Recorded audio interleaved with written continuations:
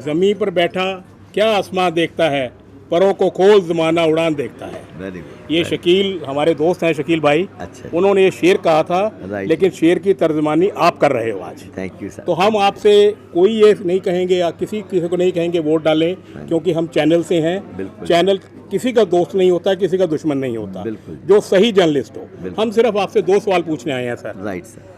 एक पहला जो आवाम के सवाल हैं वो पूछ रहा हूँ मैं आपसे। Right. मेरी तरफ से कोई सवाल नहीं है। राइट। क्योंकि मेरे आपसे जो रिश्ता है वो सारी दुनिया जानती है। बिल्कुल जी, बिल्कुल। पहला सवाल ये है कि लोग मेरे को कहते हैं, ये पूछिए डॉक्टर साहब से कि आपने कांग्रेस क्यों ज्वाइन की। बस पहला सवाल। देखो, जो आज में देश में राजनीतिक हालात हैं, जो आर्थिक हालात हैं, जो सामाजिक हालात हैं, जी। जो आर्थिक, राजनीतिक और सामाजिक वातावरण जी। जो पिछले 10 साल से बहुत ख़राब हो गया है। देश की जो आर्थिक प्रगति है उस पर विराम लग गया है। जी। जो सभी सरकारी संस्थान जो कांग्रेस ने 70 साल में इस देश को योजनाबद्ध तरीके से विकसित करके बनाए थे, चाहे वो एयरपोर्ट्स हो, चाहे वो सी पोर्ट्स हो, चाहे वो रेलवे हो, चाहे वो डिफेंस प्रोजेक्ट्स हो, और जिस देश में सुई तक नहीं बनती वहाँ से चंद्रयान और मंगलयान जा रहे हैं, तो उन सभी संस्थानों को एक एक करके कौड़ियों भाव जो कारपोरेट घराने हैं उनको बेचा जा रहा है। जी, जी, जी। उन संस्थानों में मेरे बाप का भी पैसा लगा है, बिल्कुल मेरी बचतों का पैसा लगा है, हमारे वो हमारे हैं।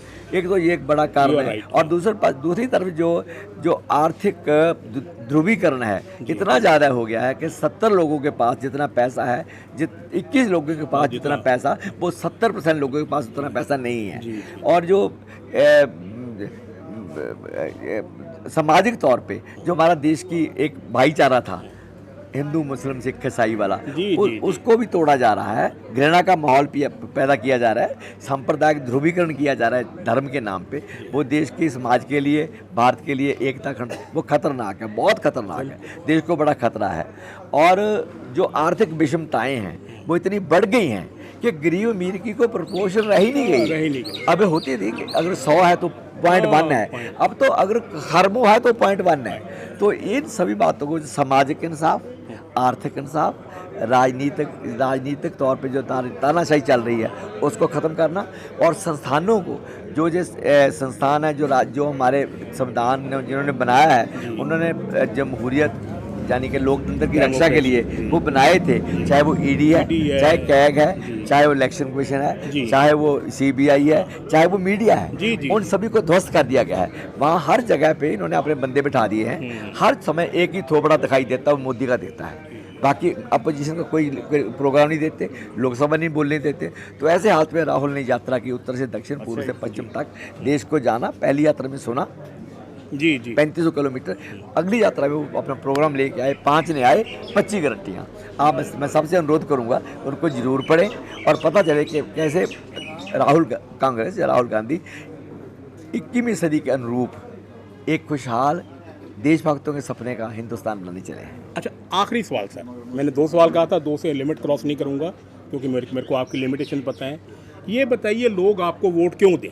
बस बताइए सर, लोग आपको क्या आप में है जो औरों में नहीं, जो लोग आपको वोट दें? देखो, बताइए सर। एक तो मेरा अपना जो निजी जिंदगी है, विद्यार्थी जीवन से लेकर आज तक, वो लोगों के जो संघर्ष हैं बेहतर ज़िंदगी बनाने के लिए, चाहे वो विद्यार्थी जीवन में था, चाहे वो बाद में नौकरी में आया, चाहे मजदूरों की बात हो, किसानों की बात हो, जहाँ भी लोगों के साथ को अन्याय हुआ है मैं वहाँ हाजिर था।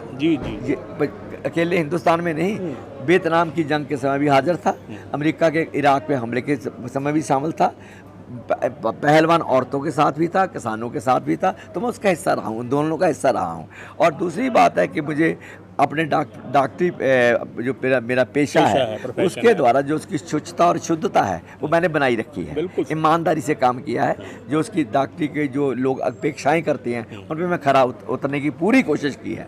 और तीसरी बात, जो मुझे 5 साल का काम करने का मौका मिला बतौर MP 14 से 19 में, उसकी जो मेरी प्राप्तियाँ हैं वो अगर आप श्रीमती परनीत कौर जो 20 साल से रही हैं, ज़्यादा पीछे ना भी जाइए, तो उनका जो एक पलड़े में उनके काम डाल दो और एक पलट में गांधी के डाल दो। क्या रेल लाइन डबल और इसका विद्युतीकरण हुआ है, पासपोर्ट ऑफिस खोला है, 1188 स्कूलों में बेसिक इंफ्रास्ट्रक्चर, बेंच, टॉयलेट और RO, जिस सारे, अब कोई बच्चा बेंच के बगैर नहीं, कोई बच्चा साफ सुथरे पानी के बगैर नहीं, कोई टॉयलेट के बगैर नहीं। इसमें मैंने एक अभूतपूर्व कार्य करके दिखाया है, इसलिए मैं चाहूँ। और एक मेरा जो रेल प्रोजेक्ट है चंडीगढ़ से मोहाली जी राजपुरा तक, वो मेरा अधूरा पड़ा है, और कई प्रोजेक्ट है, इसलिए मैं आप इन कामों के लिए वजह बना की बेस पर आप लोगों से वोट मैं मांग रहा हूँ, और आगे के लिए अच्छा करने के आपका रोड मैप बहुत नेचुरली आप बहुत लायक हैं, काबिल हैं, और आपका रोड मैप अच्छा होगा। Thank you sir. तो आपने जो बताया ना 320 स्कूलों का, हाँ जी, उसका मैं थोड़ा सा मैं हंस रहा था। हाँ जी, हंसने का मेरा कारण है कि आपके साथ जो थे मैं उनका नाम नहीं ले सकता, हाँ जी, लेकिन मैं इस बात का गवाह हूँ आपने ये किया है। हाँ, बिल्कुल। तो आपका बहुत बहुत शुक्रिया, and wish you all the very best. Thank you sir. Thank you so much.